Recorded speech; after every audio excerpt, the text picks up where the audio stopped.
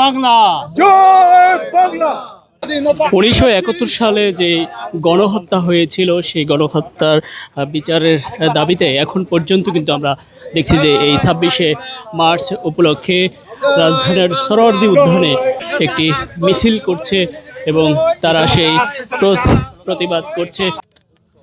প্রিয় বন্ধুগণ, আজ মহান স্বাধীনতা দিবস।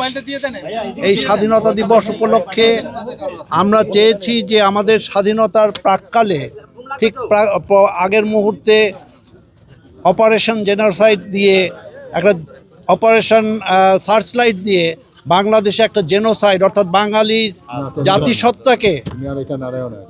জাতিসত্তাকে নিঃশেষ করার জন্য এই জেনোসাইড পরিচালনা করা হয়েছিল।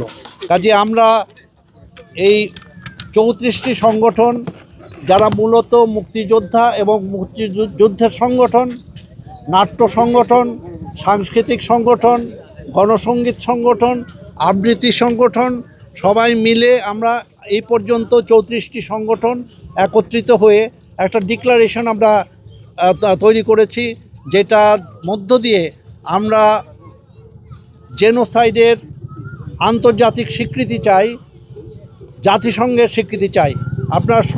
আপনারা জানেন সবাই যে ইতিমধ্যেই 4টি আন্তর্জাতিক সংস্থা যারা জেনোসাইড নিয়ে কাজ করেন তারা এই স্বীকৃতিটা দিয়েছেন।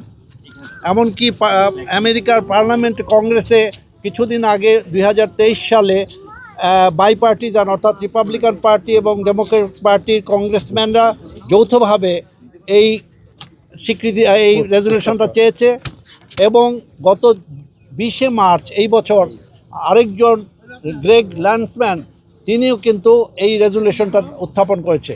আমরা সেটার পরিপ্রেক্ষিতে গতকালের জন্য এবং আজকের জন্য আমরা একটা ডিক্লারেশন করেছি এই 34টা সংগঠনের পক্ষ থেকে।